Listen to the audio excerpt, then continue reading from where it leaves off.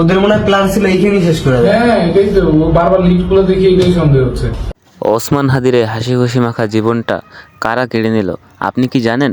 না জেনে থাকলে আজকের এই ফুল ভিডিওটি দেখুন।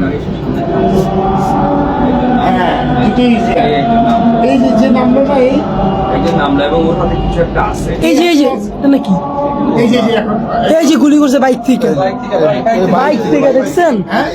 বাইক থেকে রিকশায় বসা ছেলেটি আমাদের ওসমান হাদি ভাই।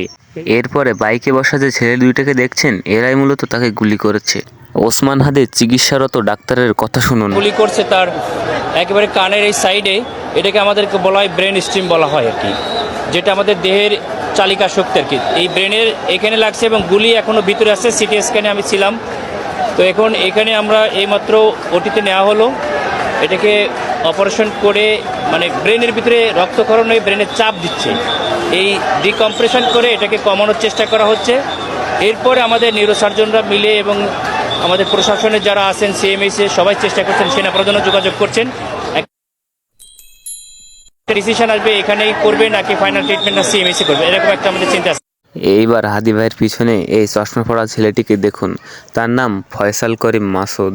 এইবার হাদি ভাইয়ের পাশে ছেলেটির ঘড়ির দিকে তাকান, দেখুন তো ঘড়িটি চেনা যায় কিনা।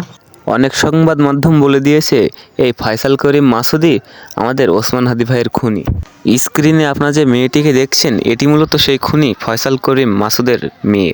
এখন প্রশ্ন হলো, সেই খুনি ফয়সাল করিম জাভেদ এখন কোথায়? সে মূলত ভারতে পালিয়ে গিয়েছে খুব আগেই। গুলি করার সময় যে ছেলেটি বাইক চালাচ্ছিল তাকে কি আপনারা চিনেন? এই হলো সেই ছেলেটি, বলতে গেলে সেও একজন ক্রিমিনাল। এই দুই খুনির জন্য আজ আমাদের ওসমান হাদি ভাইয়ের পরিবার দিশেহারা। সবাই তাদের পরিবারের জন্য দোয়া করবেন এবং ওসমান হাদি ভাইয়ের জন্য দোয়া করবেন, কারণ আল্লাহ যেন তাকে জান্নাত নসিব দান করেন। ভিডিওটি এই পর্যন্ত সমাপ্তি করছি। সবাই ভালো থাকবেন, সুস্থ থাকবেন। আল্লাহ হাফেজ।